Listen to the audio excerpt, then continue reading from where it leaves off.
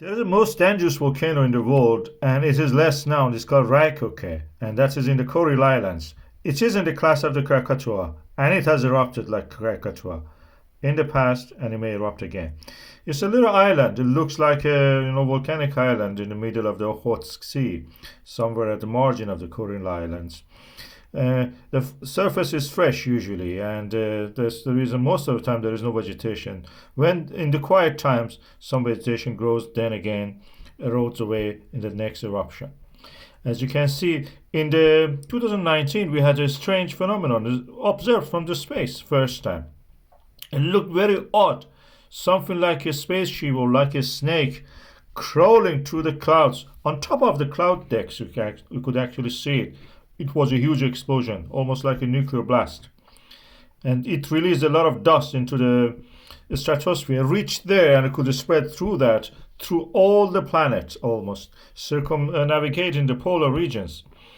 And this is what I'm talking about. You see the red dust spreading, red yellow dust spread into the sky, reaching the higher ground and the higher atmosphere, completely above the cloud deck, as you can see here.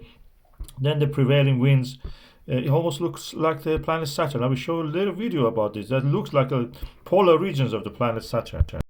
And this is how it looked. It covered most of the northern Asia and North America.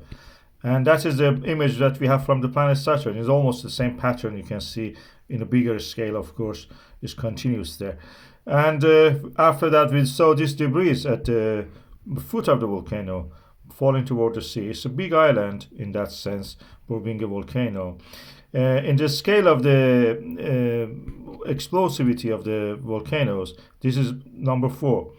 Krakatoa was number 4. St. Helens was short of it. Tambora was the number 6, I think. They can end civilization. This one actually brought the temperatures down because it was very reflective and could send back the rays of the sun back toward the outer space.